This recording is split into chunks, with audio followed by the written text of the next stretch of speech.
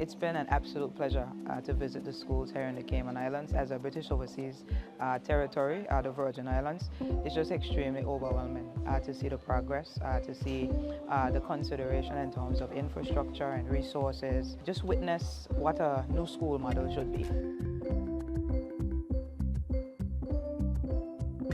It is an absolute honor and a privilege that Cayman is able to co-host this education symposium. And today we've been touring with the ministerial group from the symposium to show them just a little appetizer of what the Cayman Islands education offer from a policy perspective as well as from our infrastructure developmental perspective.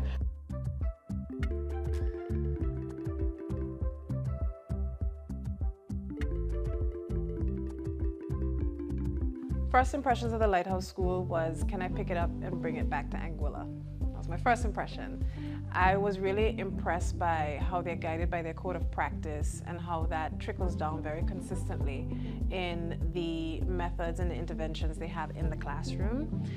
That really sensitive to data approach, this research approach that they have was really cutting edge, and I think it's really the best thing for education, irrespective of whether you're looking at a SEN perspective or a regular school, to always be mindful of the data and how the data is changing. So that was pretty impressive from my perspective.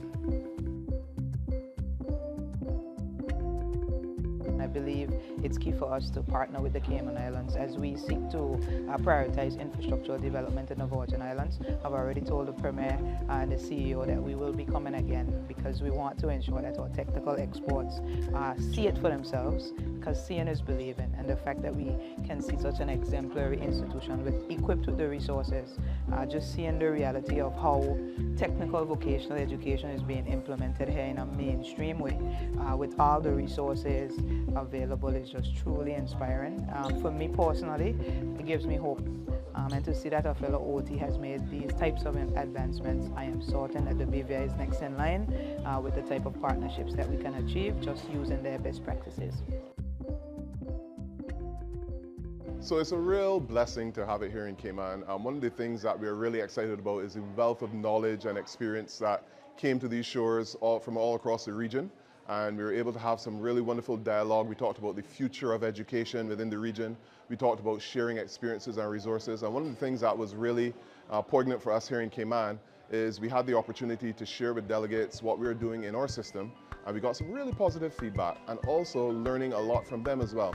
So the conversations, the sessions have all been really, really beneficial to all of us. And we're looking forward to more regional dialogue. I'm really impressed first and foremost by the young people that this school is developing. Their confidence, their eloquence, their poise, they seem to know what they want to do, and they seem to be go-getters as well. And to me, when I'm judging a system or a school, it's always about the students. How are the students developing? What are their attitudes towards the school? And what are their attitudes towards their future?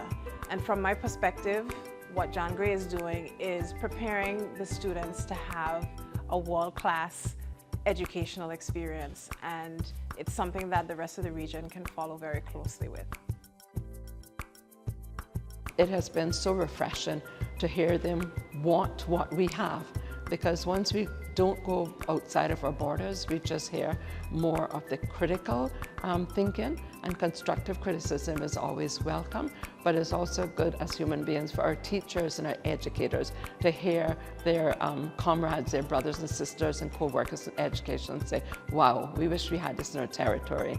That tells me that every criticism is worthwhile getting, because at the end of the day, it's about the students that we have this calling and this passion to leave in a better realm of education than what we found in. So today and the last 2 days have been extremely delightful for me to see that within the Caribbean, we still have that synergy and energy and that thirst to pursue excellence in education, and the Cayman Islands is well on its way to achieving that.